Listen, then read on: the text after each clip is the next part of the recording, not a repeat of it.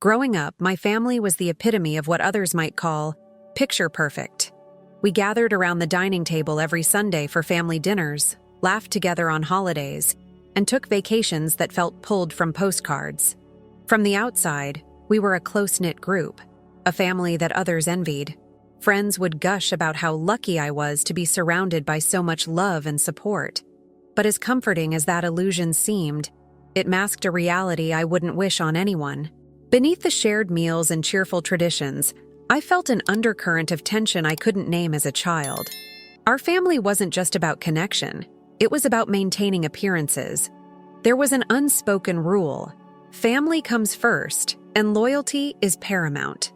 Mistakes or conflicts were swept under the rug in favor of projecting unity. Any hint of discord was met with disapproval, a quiet but suffocating pressure to keep everything in line. At the time, I didn't question this dynamic. I followed the script, smiled in family photos, and played the part of the dutiful daughter. It wasn't until I was much older that I realized how much this culture of silence and denial had enabled something unthinkable to happen right in front of everyone's eyes. While my family was busy preserving their image, I was living a nightmare, one I couldn't even articulate, let alone escape. That's the thing about facades. They're meant to conceal, not protect. And in my family's pursuit of the perfect image, the cracks in our foundation only grew wider. The events that would eventually shatter my trust and drive me away were already beginning to take shape, unnoticed and unchallenged by the people I thought would protect me. It began so subtly that I didn't realize at first what was happening. I was 13, and my older cousin, always friendly and charismatic, started acting in ways that made me uncomfortable.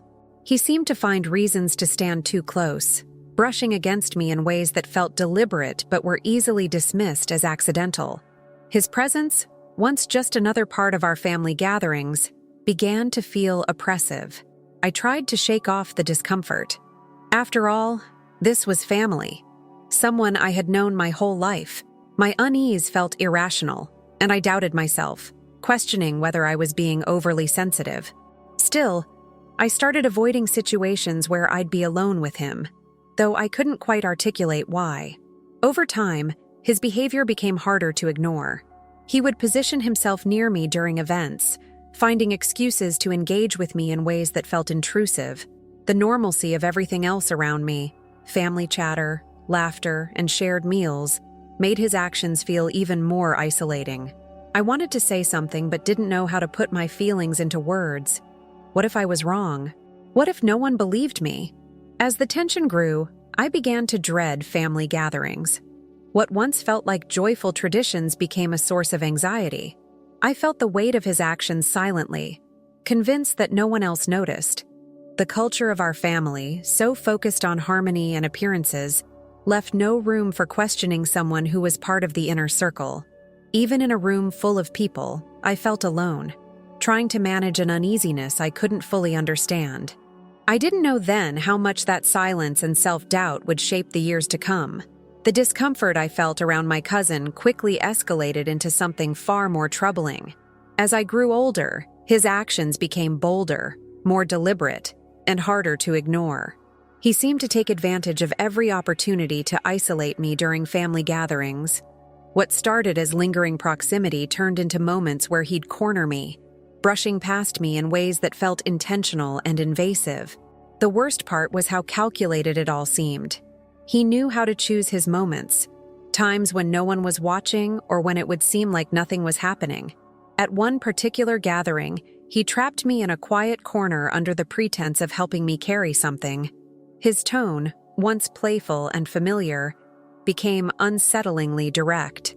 The invasion of my personal space turned into something I couldn't rationalize or dismiss.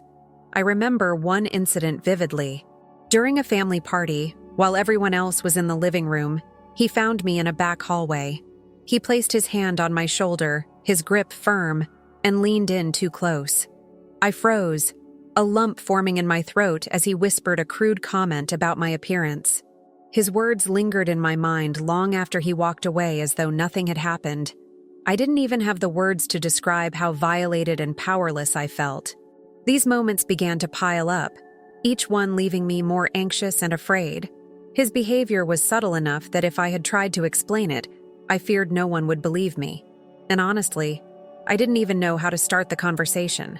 The shame I felt wasn't just about what he did, it was also about how helpless I felt, unable to protect myself or make it stop.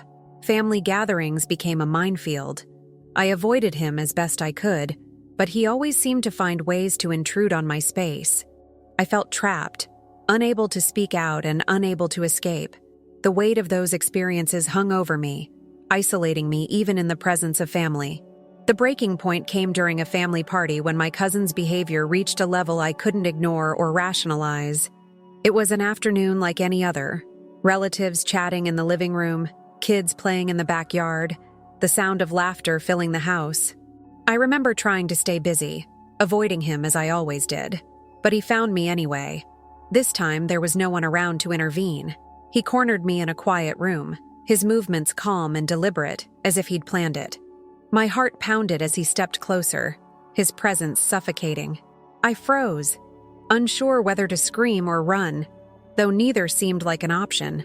His hand brushed against me in a way that made my skin crawl. Then, he leaned in, his voice low and steady. "No one's going to believe you." Those words seared into my mind, a cruel confirmation of my deepest fear. In that moment, it felt like he had stripped away any power I might have had to fight back. The weight of his statement crushed me, not because I thought it was true, but because I knew it could be. I could already picture my family's reaction: disbelief, denial, and excuses. He walked away as if nothing had happened, leaving me trembling and alone. I stood there staring at the door, trying to process what had just occurred. Shame and fear mixed in my chest, choking me. I felt as though I was disappearing, sinking further into the isolation that had been building for years. That whisper haunted me long after the party ended. It wasn't just a threat. It was a promise, a declaration of power. And for years it silenced me, trapping me in a reality where speaking out felt impossible. After that moment, I carried his words with me everywhere. "No one's going to believe you." They echoed in my mind like a warning, shaping every decision I made. I withdrew into myself, becoming quieter, more cautious. At family gatherings, I stuck to the edges of rooms, keeping my head down and avoiding prolonged conversations. But no matter how hard I tried to make myself invisible, he always seemed to find me. Each encounter felt like a fresh wound. Even when nothing explicit happened, his presence alone was enough to leave me on edge. He would smirk at me from across the room, a knowing expression that made my stomach turn. Sometimes he'd brush past me unnecessarily, just to remind me that he was still there, still in control. I began to dread every family event, every holiday, every birthday party. What once felt like traditions filled with joy and connection now became exercises in survival. I wanted to tell someone, but I didn't know how. The shame was overwhelming. Part of me worried I had somehow caused it, that maybe I had misunderstood or overreacted. The other part of me feared the fallout. What if no one believed me? What if I upset the fragile balance of the family and became the villain? So, I stayed silent. I avoided him as best I could, retreating further into isolation. My once close relationships with my siblings and cousins started to fade.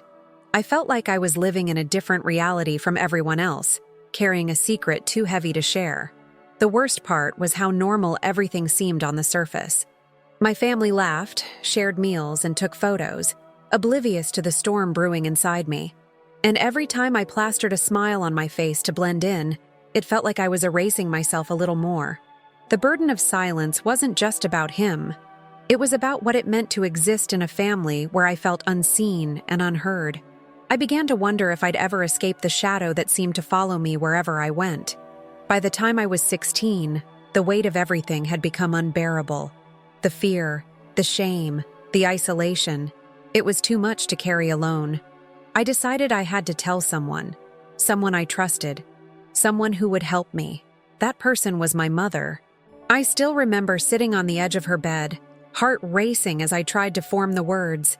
Tears streamed down my face as I recounted everything, his actions, how he'd cornered me, And the things he had said, I expected her to be shocked, to hold me close and tell me she'd protect me. Instead, she sat there in silence, her face unreadable. When she finally spoke, her words cut deeper than anything my cousin had ever done. "You must have misunderstood him," she said, her tone calm, almost dismissive. "He would never do something like that. He's family." I stared at her, stunned. My voice trembled as I insisted I wasn't mistaken, that I knew what had happened. But she shook her head, refusing to meet my eyes. "You need to be careful about making accusations like this," she said. "It could ruin everything." In that moment, something inside me broke. My mother, the person I had always believed would stand by me no matter what, had chosen to doubt me. Her refusal to believe my pain felt like a betrayal I couldn't comprehend. It wasn't just her dismissal of what had happened. It was the realization that her loyalty to the family's image outweighed her loyalty to me. I left her room feeling more alone than ever, the weight of her disbelief crushing me. Instead of finding safety, I found silence. And with that silence came the horrifying understanding that I couldn't count on the people who were supposed to protect me. After my mother's reaction, I hesitated to tell anyone else. But the pain of her dismissal didn't silence me entirely. I decided to try again, this time with my dad. I thought perhaps he would see things differently, that he would listen and understand. I approached him cautiously, waiting for a quiet moment when we could talk alone. My voice wavered as I repeated what I had already told my mother, hoping that he would hear the urgency in my words. But as I spoke, his expression shifted, not to concern or anger on my behalf, but to something cold and calculating. When I finished, he sighed deeply and shook his head. "You're being dramatic," he said flatly. His words stung, but it was what he said next that truly shattered me. "Do you have any idea what something like this could do to him? To our family? You need to think before you speak. Spreading lies like this could ruin lives." I felt the air leave my lungs as he spoke. He wasn't just dismissing my pain. He was warning me to stay quiet, to prioritize the family's reputation over my own safety. It didn't matter that I was his daughter, or that I was desperately asking for help. What mattered was keeping the peace, preserving the carefully curated image of our family. I wanted to argue, to scream at him that I wasn't lying, but the words stuck in my throat. His disapproval loomed over me, making me feel small and powerless. Instead, I nodded numbly and walked away, swallowing the lump in my throat. Their reactions taught me a devastating lesson. My pain was less important than their comfort. The people who were supposed to protect me had chosen silence over truth, leaving me to fend for myself in a family that seemed more like strangers with every passing day. Feeling dismissed and disheartened by my parents, I turned to the only other adult I thought might listen, my aunt, his mother. I knew it was a risk, but desperation pushed me forward. She had always been warm and approachable, and a part of me hoped she'd at least hear me out. I sat across from her at her kitchen table, the weight of the words I was about to say pressing on my chest. My hands shook as I explained what had happened, recounting the same details I had shared with my parents. Her reaction wasn't immediate. She stared at me, her expression a mix of shock and disbelief. For a brief moment, I thought she might believe me. Then her voice broke the silence, sharp and cutting. "How dare you say that about my son?" she hissed, her tone laced with anger. "Do you realize what you're accusing him of? He would never do something like that." I tried to respond, to explain that I wasn't trying to hurt anyone. I just wanted the truth acknowledged. But she wouldn't let me speak. Her words came rapid fire, a barrage of accusations. I was lying. I was trying to ruin her family.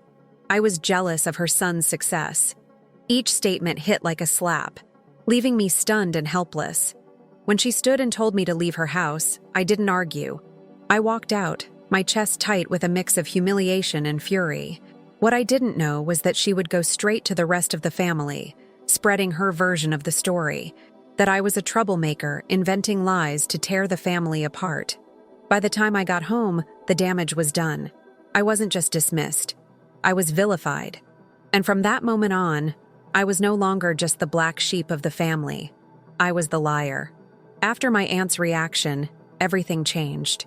The family, which had once seemed so tight-knit and supportive, turned against me in ways I never could have imagined. My siblings, who had been my closest allies, began to avoid me. They stopped talking to me unless absolutely necessary, their interactions cold and perfunctory. It was as if they didn't know how to act around me anymore, or worse, as if they believed the narrative my aunt had spun. Extended relatives started treating me differently too. Invitations to family events became less frequent, and when I did attend, I was met with wary glances and awkward silences. Conversations would pause when I entered a room, the warmth replaced by a strained politeness. I overheard whispers, phrases like troublemaker and attention seeker that pierced through me like tiny daggers. My cousin, meanwhile, carried on as if nothing had happened. He was the same charming and outgoing figure he'd always been, laughing with relatives and sharing stories that made everyone smile. But when our eyes met, there was a flicker of something darker, an expression that reminded me he hadn't forgotten, even if everyone else pretended to. I tried to fight against the growing isolation, to defend myself, but every attempt seemed to make things worse. If I expressed my frustration, I was difficult. If I stayed quiet, it was taken as guilt. No matter what I did, I couldn't win. Over time, I started skipping family events altogether. Being there felt like a punishment, a constant reminder of my alienation. But my absence was only seen as further proof that I was the problem. The narrative solidified. I was the black sheep, the girl who couldn't let things go, who threatened the harmony of the family.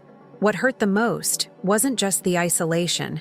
It was the realization that my silence had done nothing to protect me. The very thing I had feared, that no one would believe me, had come true. And now, I was completely alone, surrounded by people who no longer felt like family. By the time I turned 18, I had reached my breaking point. For years, I had tried to endure the isolation, the dismissive glances, and the whispered accusations. I had hoped, in some small, naive part of myself, that things might change, that someone would stand up for me, that my family would finally see the truth, but nothing changed. If anything, the weight of it all grew heavier. Family gatherings became unbearable. Every event was a fresh reminder of my place on the outside looking in. My cousin's presence loomed over everything, his smirk a constant taunt. The silence from everyone else, their refusal to acknowledge what had happened, felt like a betrayal I could no longer endure. It wasn't just him who had hurt me. It was all of them, through their complicity and their unwillingness to listen. So, on my 18th birthday, I made a decision. I packed my belongings and left. There was no dramatic confrontation, no long explanation. I didn't owe them that. Instead, I slipped away quietly, determined to start over and build a life free from the weight of their judgment and denial. Walking away wasn't easy. There was a part of me that felt like I was abandoning the hope of ever being understood or believed. But the pain of staying was greater than the fear of the unknown. I knew I couldn't heal while I was still surrounded by the people who had failed me so completely. That day, I cut off all contact. No calls, no messages, no visits. I disappeared from their lives, just as they had ignored my pain for so long. And though the silence felt heavy at first, it also felt like freedom, the first step toward reclaiming my life and my voice. Leaving my family behind at 18 felt like stepping off a cliff into the unknown.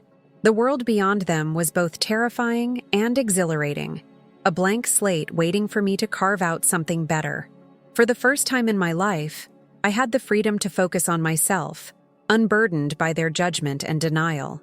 I moved into a tiny apartment with peeling wallpaper and secondhand furniture, but it was mine. Every creaky floorboard and mismatched chair represented my independence, a small but meaningful victory. I threw myself into building a future, enrolling in college and working part-time jobs to make ends meet. It was exhausting and overwhelming at times, but each step felt like progress, proof that I could stand on my own. Therapy became a cornerstone of my new life. Sitting across from someone who listened, truly listened, was like peeling back layers of a tightly wound bandage. For the first time, I could talk about what had happened, name the pain I had buried for so long. and begin to understand how it had shaped me. It wasn't easy, but it was necessary. Slowly, I learned to let go of the shame that wasn't mine to carry. Through this process, I also began to find my people, the kind of people who didn't judge me for my past or demand that I sacrifice my boundaries for the sake of appearances. Friends who became my chosen family, offering the unconditional support I had never received from my own. And then there was my fiancé. Meeting him felt like another step toward healing. He didn't flinch when I told him about my past, didn't try to minimize or fix it. Instead, he stood by me, encouraging me to continue building the life I deserved. By the time I looked back on those first few years of independence, I realized something incredible. I had not only survived, but grown. My family's betrayal no longer defined me. I was finally beginning to feel whole, creating a life on my terms. For years after I left, there was nothing but silence between me and my family. No calls, no letters, no attempts to reach out. At first, I thought this was what I wanted: distance, peace, and the ability to heal without their influence. And in many ways, it was. But the silence wasn't just theirs. It was mine too. I hadn't tried to contact them, nor did I plan to. Still, there were moments when the quiet felt like a reminder of how easily they had let me go. It was as if my absence didn't matter to them, as though cutting ties with me was just as easy as dismissing my pain had been. I tried not to dwell on it, but there were times, especially during holidays or milestones, when their absence stung. But as the years went on, I found solace in the life I was building. Therapy helped me understand that their silence wasn't about me or my worth. It was about their unwillingness to confront their own failures. The distance allowed me to focus on myself, my goals, and the relationships that truly mattered. Despite the quiet, the past didn't entirely let go of me. Sometimes I'd see old family photos pop up on social media, pictures of holidays I hadn't attended, faces I hadn't seen in years. The sight always brought a mix of emotions, a twinge of sadness, a flash of anger, and then a reminder that I had chosen this path to protect myself. By the time I reached my mid-20s, I had almost convinced myself that the silence was permanent. It seemed we had all moved on, each in our separate corners of the world. I assumed they had made peace with my absence, just as I was learning to make peace with theirs. Everything changed the moment I announced my engagement. It was a joyful milestone for me, a symbol of how far I'd come from the girl who once felt powerless and alone. Sharing the news with my close friends and chosen family filled me with pride and excitement. I had built a life full of love and support, and this was a celebration of that. But then, something unexpected happened. Out of nowhere, my parents reached out. It started with a voicemail from my mom, a voice I hadn't heard in years. Her tone was soft, almost hesitant, as she said she missed me and wanted to heal the family. She talked about how she regretted the way things had turned out and expressed a desire to be part of my wedding. Shortly after, my dad sent an email. It was formal and restrained, but the message was clear. They wanted to reconnect. He wrote about how they wished things had been different and asked if there was a way for us to start over. Their words caught me off guard. After years of silence, why now? Was it the engagement itself? Or was it something deeper? Guilt? Regret? Or maybe just the fear of being left out? At first, I didn't know how to respond. Part of me wanted to delete the messages and pretend they had never come. Another part of me, the one that still ached from their betrayal, wanted to demand answers. What did they really want? Did they expect me to forget everything that had happened just because time had passed? The announcement, meant to be a moment of pure joy, had stirred something I thought I had buried. The past was no longer silent. It was knocking on my door, demanding to be acknowledged. When I replayed my mother's voicemail, I wasn't sure how to feel. Her voice was softer than I remembered, almost fragile, as she spoke about missing me and wanting to reconnect. She said things like, "It's been too long," and "families shouldn't stay apart forever." There was an underlying sadness in her tone, a regret she couldn't quite articulate. But as I listened more closely, her words started to feel hollow. She said she wanted to heal the family, but she didn't acknowledge what had caused the rift in the first place. There was no mention of my cousin, no reference to the years of silence or the pain they had caused me. It was as though she wanted to skip over all of that, to pretend we could pick up where we left off without addressing the reasons I had left in the first place. Her message left me conflicted. Part of me wanted to believe she meant it, that she truly missed me and regretted what had happened. But another part of me couldn't shake the feeling that her words were more about her own guilt than about making things right. Did she want to heal the family, or did she want to ease her conscience? I didn't respond right away. I needed time to process what this outreach meant and whether I was ready to face her after everything that had happened. The idea of reopening those wounds, of potentially being hurt all over again, was terrifying. Yet her message lingered in my mind, stirring emotions I had tried so hard to put to rest. Was this a genuine attempt to mend things, or just another way for her to avoid taking accountability? I wasn't sure if I was ready to find out. I spent days thinking about my mother's voicemail and my father's email. Every time I played her words in my head or reread his message, a swirl of conflicting emotions rose up. There was anger. How could they reach out now, after all these years of silence? But there was also a flicker of hope, faint but persistent. Maybe this was a chance to get the apology I had waited for, to finally hear them acknowledge the pain they had caused me. Still, the hesitation was overwhelming. The wounds they left weren't easily forgotten, and the idea of opening myself up to them again felt dangerous. I had spent years rebuilding my life, finding a sense of peace and stability that their rejection had nearly destroyed. Letting them back in felt like taking a risk I wasn't sure I was ready for. And yet, I couldn't ignore the small part of me that wanted to believe in the possibility of reconciliation. A part that wanted to hear them say they were sorry, to see them truly understand what I had endured. It wasn't about forgiving and forgetting. It was about being seen, about feeling like my pain mattered to them. I tried to imagine what reconnecting might look like. Would they finally take responsibility, or would they continue to minimize and deflect? What would it feel like to see them again, to sit across from them and have this conversation? The thought filled me with equal parts longing and dread. Ultimately, I decided I couldn't ignore their outreach forever. If they truly wanted to heal the family, as my mother had said, then they needed to meet me where I was. I wasn't going to settle for vague apologies or empty words. If this was going to happen, it had to be on my terms. When I finally decided to respond to my parents, I knew I had to be clear. If I was going to open this door, it needed to be on my terms. Their reaching out after years of silence didn't erase what had happened, and I wasn't about to pretend it did. This time, I would protect myself by setting firm boundaries. I sent a carefully worded email. In it, I explained that while I appreciated their attempt to reconnect, I couldn't consider moving forward without addressing the past.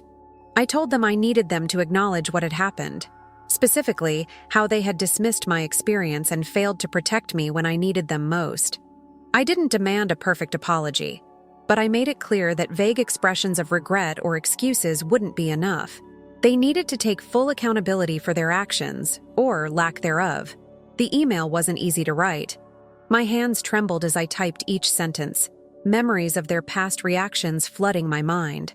I kept wondering if they would respond the way they always had, with excuses and deflections, or if they might finally listen.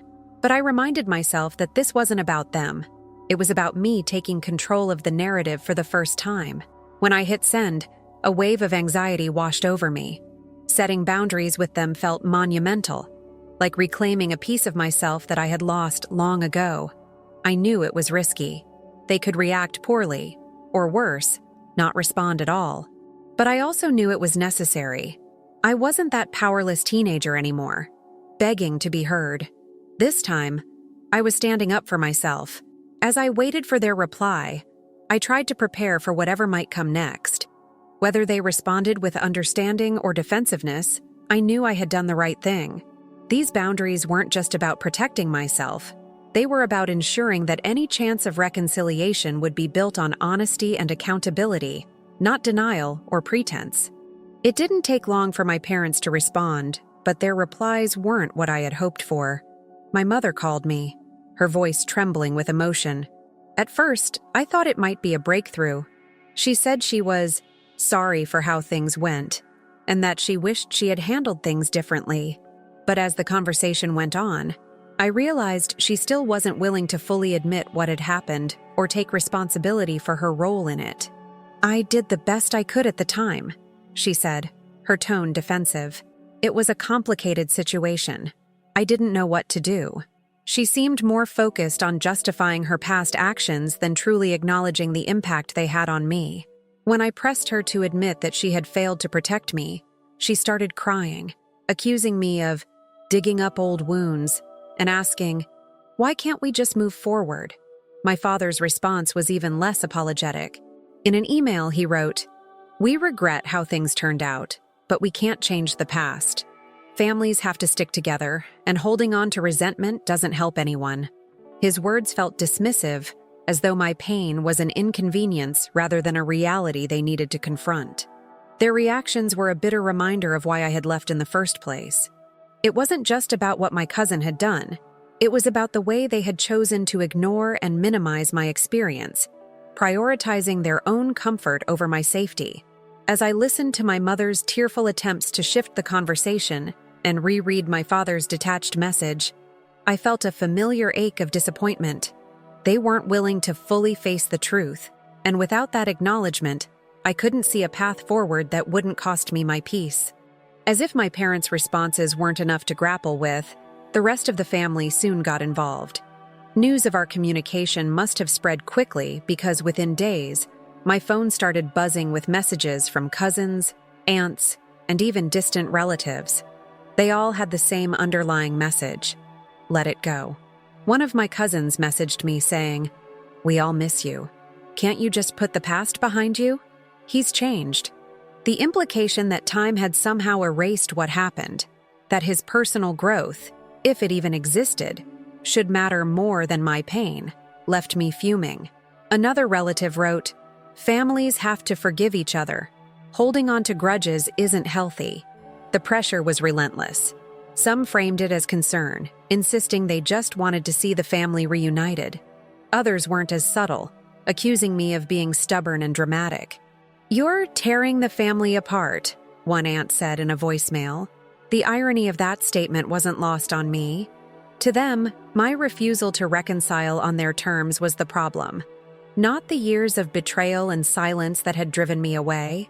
Even those who claimed to support me seemed to expect me to compromise. One cousin said, "I understand how you feel, but maybe just hearing them out would help. Isn't it better to have family than to be alone?" It was exhausting to keep explaining that I wasn't the one who needed to bridge the gap. They were. Without accountability, reconciliation would only mean accepting their version of events, where my pain was just an unfortunate misunderstanding. Each message, each call, reinforced how deeply ingrained their need for harmony was, no matter the cost. For them, family unity was more important than the truth. For me, it wasn't worth sacrificing my dignity or peace. The flood of messages and calls from my family wasn't just overwhelming, it was re-traumatizing. Each plea to let it go or move forward for the sake of the family felt like I was being gaslit all over again. Their words mirrored the ones I had heard years ago when I first tried to speak up, that my feelings were inconvenient, that my pain didn't matter as much as maintaining their version of family unity. Every interaction dragged me back to those moments of dismissal and betrayal. I remembered sitting on my mom's bed, tears streaming down my face, only for her to tell me I must have misunderstood. I thought of my dad's warning not to ruin lives with lies, and my aunt's accusations that I was trying to destroy her family. Now, their words were being echoed by the rest of the family, as though nothing had changed. It was a cruel reminder that my experiences weren't just ignored, they were deliberately buried for the sake of their comfort. What made it worse was how effortlessly they shifted the blame onto me. To them, my refusal to reconcile wasn't an act of self-preservation. It was stubbornness, a refusal to let bygones be bygones. They saw me as the obstacle, the one refusing to bring the family back together. The fact that I was still haunted by their dismissal, still carrying the scars of being abandoned when I needed them most, didn't seem to matter. Their words replayed in my mind long after I had hung up the phone or ignored another text. I started to feel that familiar weight pressing down on me, the same helplessness I felt at 16 when my voice was drowned out by their denial. Therapy had taught me to recognize these patterns, to remind myself that their reactions said more about them than about me. But in the moment, it was hard not to feel like that powerless teenager again. This wasn't just about the past. It was about the present, about the years of silence and betrayal that still lived in my body. Moving forward without acknowledgement wasn't healing. It was erasure. As the pressure from my family mounted, I kept coming back to one core truth. Accountability was non-negotiable. Without it, any attempt at reconciliation would feel hollow, a performance meant to soothe their guilt rather than mend what was broken. I wasn't asking for much, just an acknowledgement of the harm they had caused and a genuine apology. But even that seemed beyond their grasp. I began to reflect on why accountability mattered so much to me. It wasn't about revenge or forcing them to grovel. It was about validation. For years, I had lived in the shadow of their denial, carrying the burden of being labeled as the liar, the troublemaker. Their refusal to take responsibility wasn't just frustrating, it was deeply painful. It made me question my worth, my voice, and even my sanity. True accountability isn't just saying I'm sorry. It's understanding and owning the impact of your actions. It's saying, I see the pain I caused, and I take full responsibility for it. That was all I wanted. Without that acknowledgement, their apologies felt more like excuses, attempts to brush the past aside rather than confront it. The more I thought about it, the clearer it became that moving forward without accountability wasn't an option. I had spent too many years learning to value myself, to rebuild my confidence and trust in my own voice, to let them undermine that now. Forgiveness, if it ever came, would have to be on my terms. And forgiveness, I realized, couldn't exist without accountability. Their insistence that I let it go only deepened my resolve.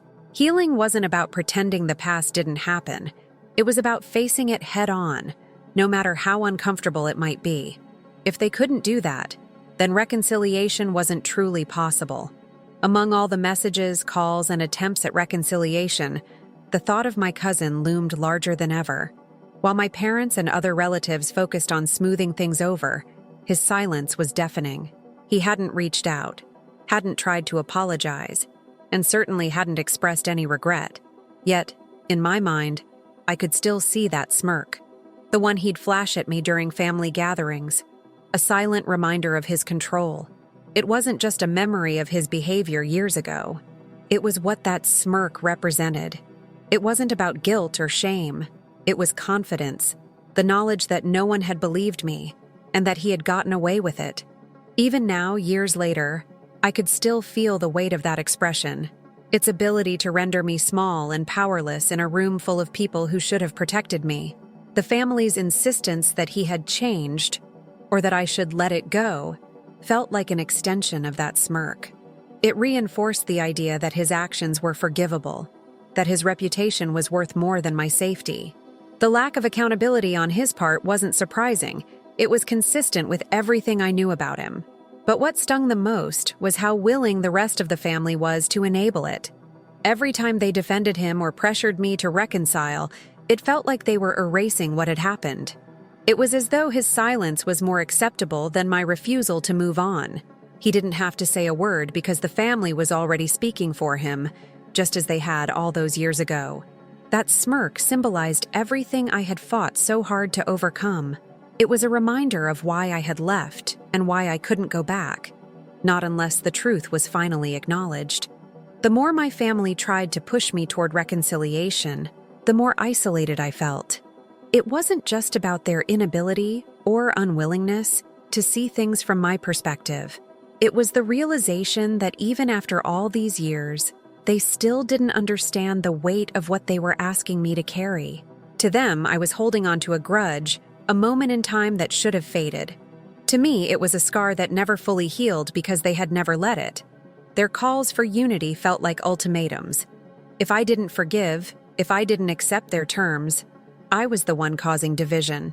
It was a familiar script, one I had lived through before, where my refusal to stay silent was the real problem, not what had been done to me. It was as though my pain had been erased, replaced by their need to move on without addressing the truth. Even with all I had accomplished since leaving, moments like this reminded me of how deeply their rejection had cut. The isolation wasn't just physical, it was emotional. I had built a new life, surrounded myself with people who loved and supported me.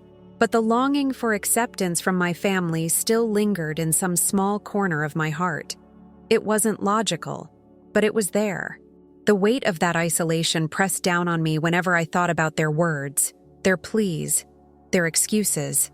It reminded me of the countless family gatherings where I had felt invisible, unheard, and unimportant.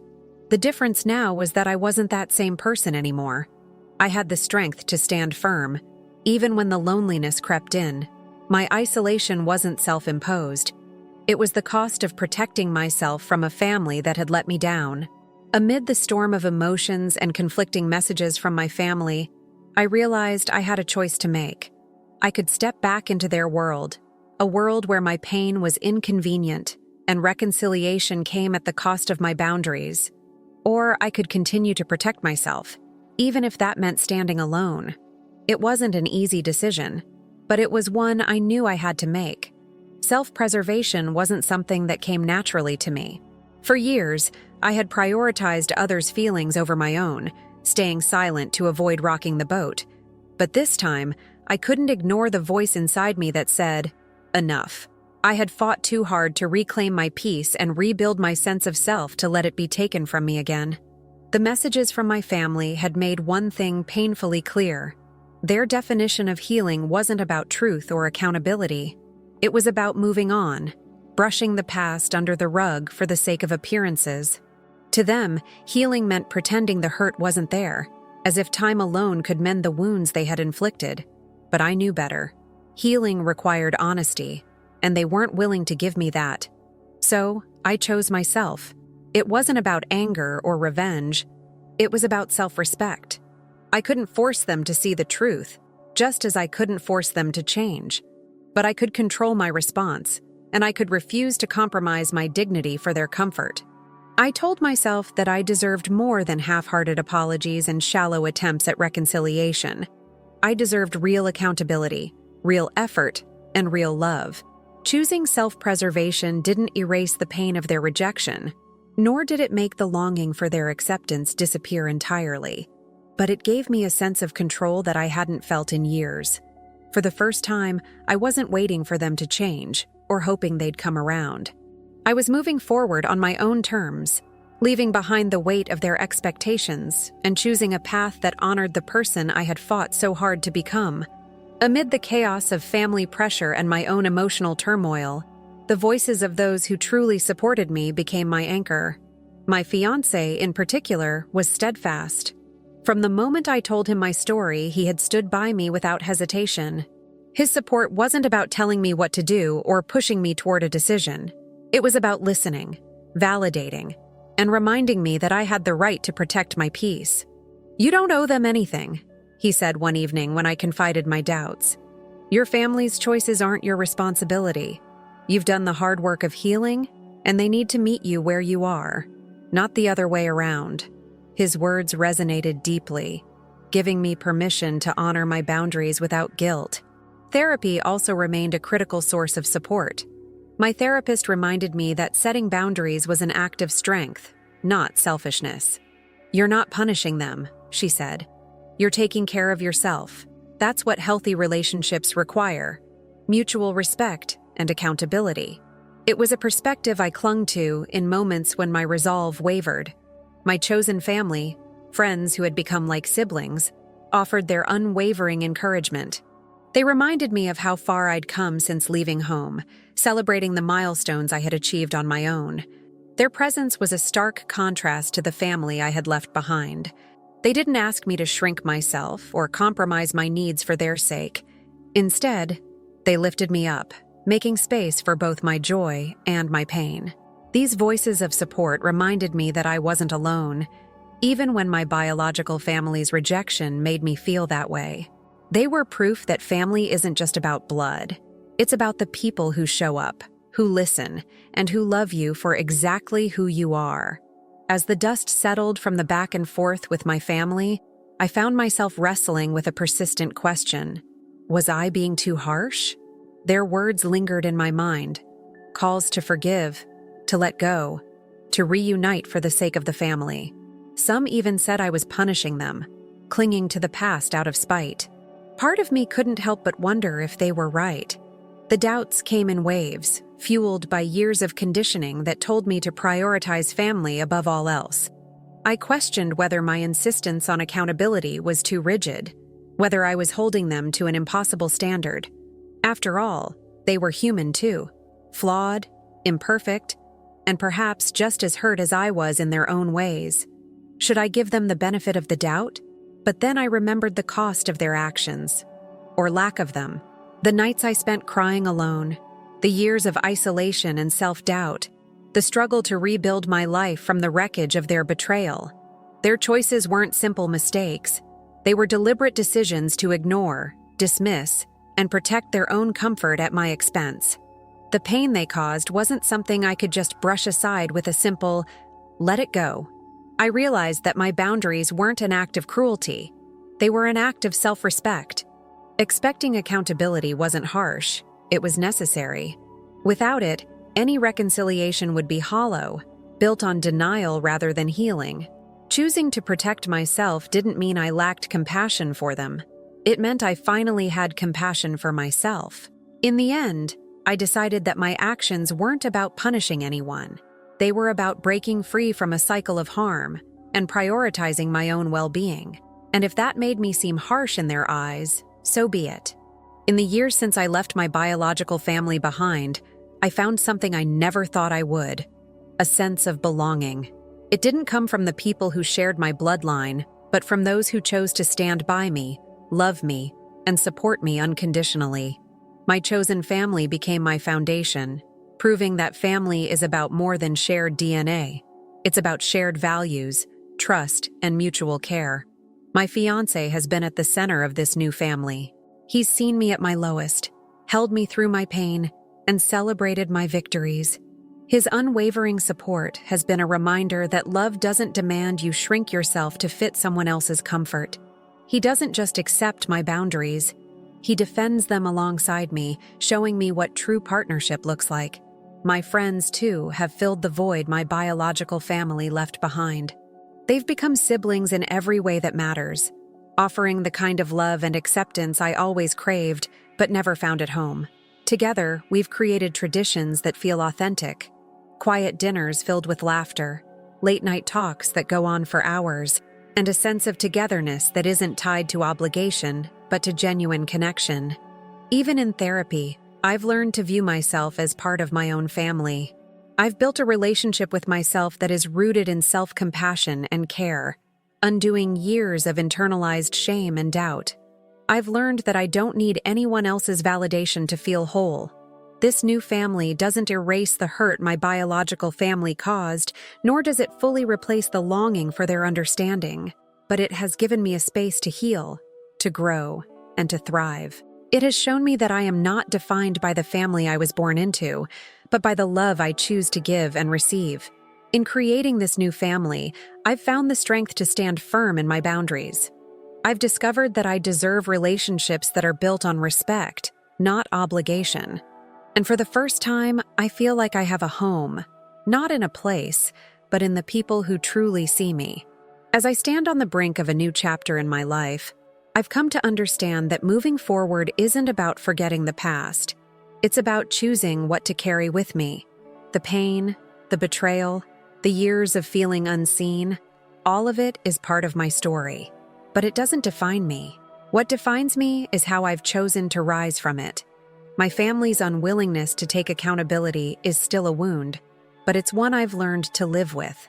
Their silence on what matters most has shown me that reconciliation isn't always possible, and that's okay. Not every story has a tidy resolution. Some relationships end not with a dramatic confrontation, but with a quiet acceptance that they aren't meant to continue. I've built a life that honors who I am, not who others wanted me to be.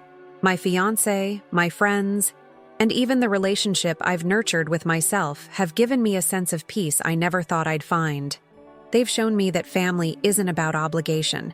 It's about choice. And I choose to surround myself with people who see me, respect me, and love me for who I truly am. As for my biological family, I wish them no harm. I hope they find their own peace, even if it doesn't include me. But I won't sacrifice my well-being to make room for their comfort. Moving forward means continuing to protect the life I've worked so hard to build. Standing here now, I feel a sense of clarity. The person I've become is stronger, wiser, and deeply aware of her worth. Moving forward doesn't mean forgetting the past. It means embracing the lessons it taught me and stepping into the future with courage and hope.